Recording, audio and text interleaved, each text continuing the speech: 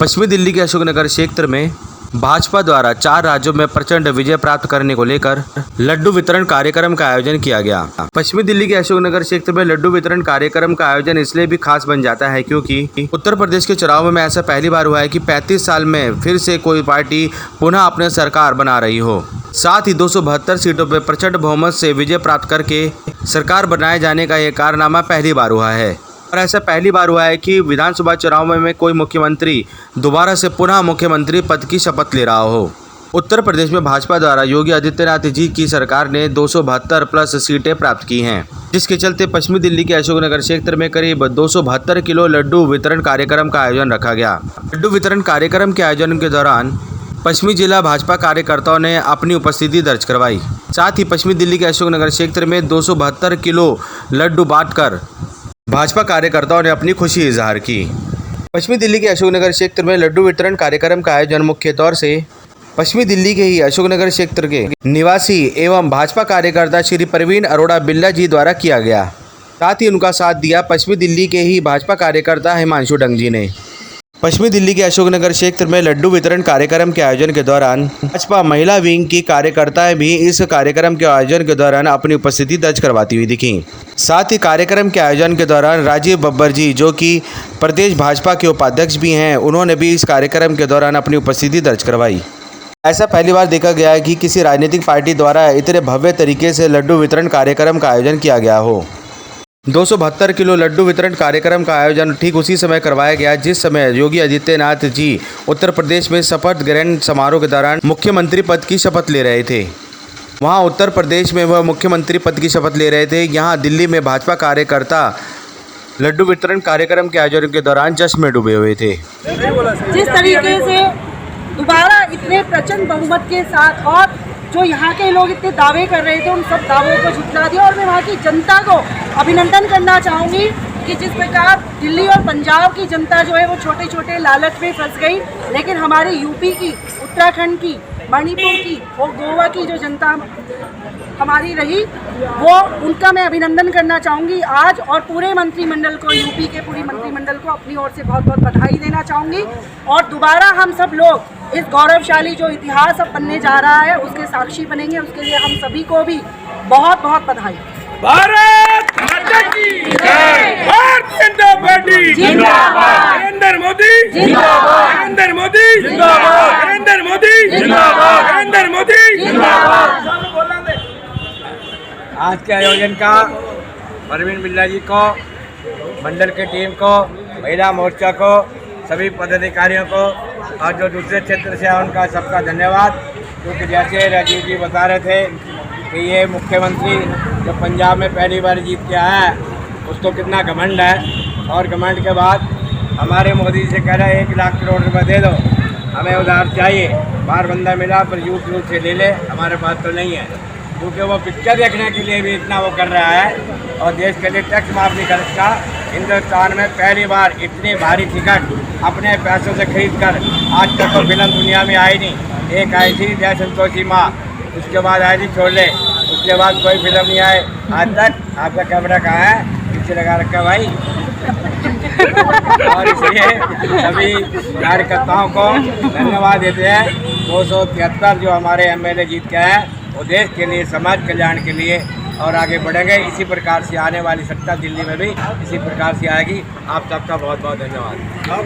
मैं प्रवीण जी से कहूँगा, कम बोलते हैं लेकिन सबका धन्यवाद करें। और कार्यकर्ता बहुत बहुत दिल से धन्यवाद करता हूँ जो इस खुशी के मौके पे यूपी में योगी जी सरकार दोबारा बनने के खुशी के उपलक्ष्य में सभी आए, मैं सबका दिल से धन्यवाद करता हूँ। बहुत बहुत धन्यवाद। भारत माता की जय।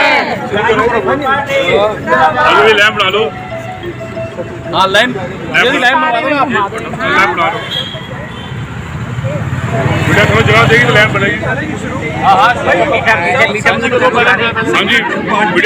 सर नमस्कार। नमस्कार जी। सर अपने परिचय के साथ जैसे कि आज के कार्यक्रम के आयोजन के विषय में बता दीजिए और क्षेत्र में जैसे कि आप सक्रिय कार्यकर्ता हैं भाजपा के। मेरा नाम प्रवीण बिल्ला है, मैं बीजेपी का कार्यकर्ता हूं।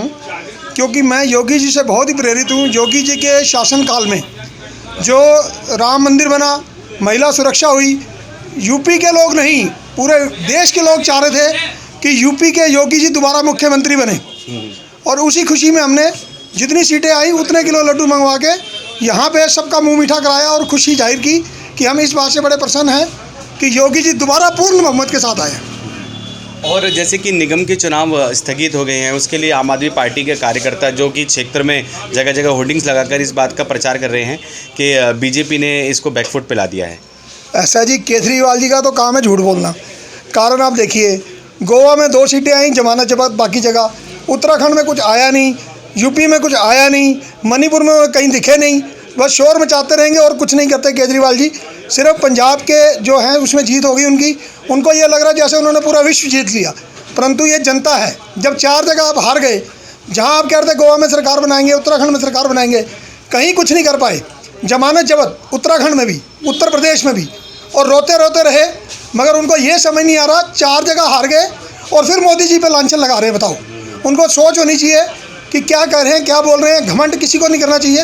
रावण का घमंड नहीं रहा, वो केजरीवाल जी क्या चीज़ है। ये कल जो कश्मीर फाइल के ऊपर भी उन्होंने बोला, कितनी गलत बात बोला है। जो नरसंहार हुआ वो हकीकत है। अगर आज जनता हकीकत देखने खुद जा रही है, छोटी सी फिल्म 200 करोड़ पार कर चुकी है, आप सोचिए कितना जनता उसको पसंद कर रही है अपने आप।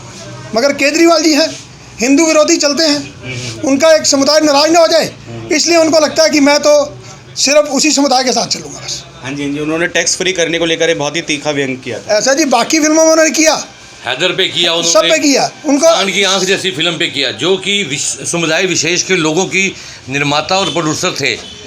हैदर, इस तरह की फिल्मों को वो टैक्स फ्री कर सकते हैं, मगर जो एक हिंदू मानस के जन मन को झंझोड़ती है, उसको अगर वो टैक्स फ्री कर देते तो उनका क्या जाता।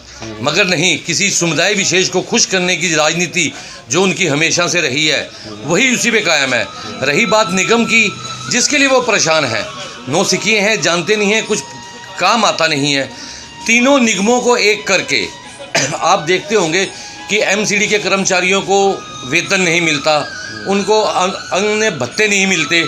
ये सारे जो केंद्र से दिल्ली सरकार को पहुंचते थे, मगर दिल्ली सरकार नीचे आने नहीं देती थी कि भाजपा जो एमसीडी पे काबिज है उनकी बुराई और बेइज्जती हो।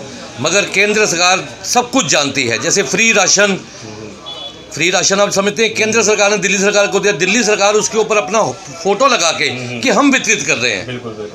ऐसे घिनौने कार्य करते हैं। जब तीनों एमसीडियाँ एक हो जाएंगी, मेयर एक हो जाएगा, और तीनों का जो कमाई है टैक्स के ज़रिए निगम को आती है वो एक हो जाएगी, तो कर्मचारियों की समस्याओं का समाधान हो जाएगा।